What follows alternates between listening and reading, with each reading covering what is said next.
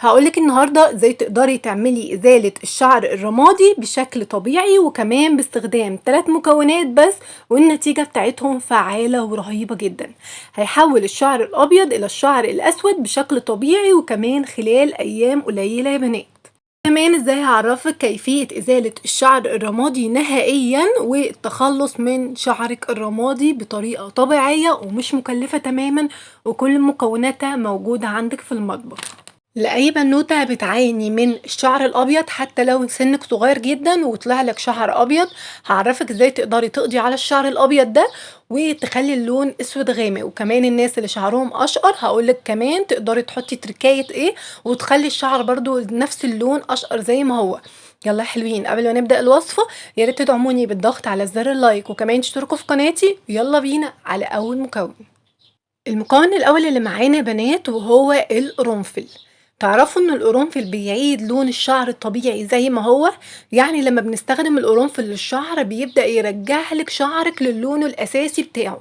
لو شعرك اسود هيرجعهولك اسود، وكمان لو شعرك ذهبي او اشقر هيرجعهولك نفس اللون.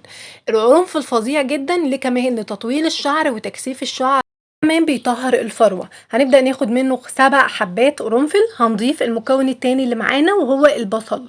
ده قشر بصل مجفف. البصل يا بنات فيه مضادات أكسدة رهيبة جدا، بيبدأ يقضي على الشيب تماما وبيخلي الشعر يبدأ يطول معانا ويكثفه، وكمان بيخلي اللون الأصلي بتاع الشعر يرجع زي ما هو. هنجفف قشر اللي هو البصل، ولما يكون مجفف بالشكل اللي انتوا شايفينه هبدأ اخد كمية قشر شوية زي ما انتوا شايفين بالشكل ده، وهنبدأ نحطها على القرنفل. هنضيف اخر مكون معانا وهو المكون الثالث وهو الشاي الاسود. هنا الشاي يا بنات بيخلصنا من الشيب وكمان بيبدأ يغمق معانا لون الشعر. لو انت شعرك اسود هتستخدمي الشاي الاسود، طب لو انت شعرك اشقر هنستخدم شاي البابونج. يا اما ده يا اما ده على حسب لون الشعر بتاعك هتقدري تستخدمي. هنا الشاي الاسود بيغمق الشعر جدا وبيقدر فعلا يقضي على اللون الابيض ويخليه لونه اسود ويكون اسود غامق جدا. هبدأ اخد من الشاي الاسود حوالي معلقة تكون مليانة. انا ضفت هنا معلقة ونص علشان تكون المية غامقة جدا، وهنبدأ نضيف عليه كوبايتين 2 من المية، ويفضل طبعا مية معدنية او مية من الفلتر. هنبدأ ناخدهم الوصفة دي ونحطها على النار لمدة 10 دقايق كاملين لحد ما تبدأ تغلي تماما وتبدأ الزيوت الطيارة اللي موجودة جوه المكونات تبدأ تنزل في المية.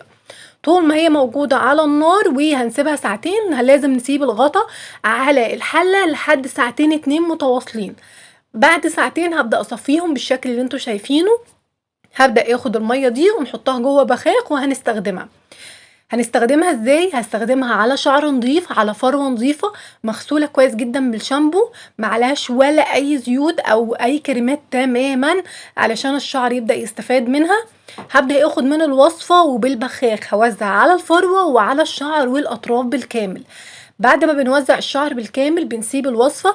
تقدروا تسيبوها ساعتين وتغسلوها، يا اما تبدأوا ترشوها على الشعر وتسيبوها عادي جدا من غير غسيل.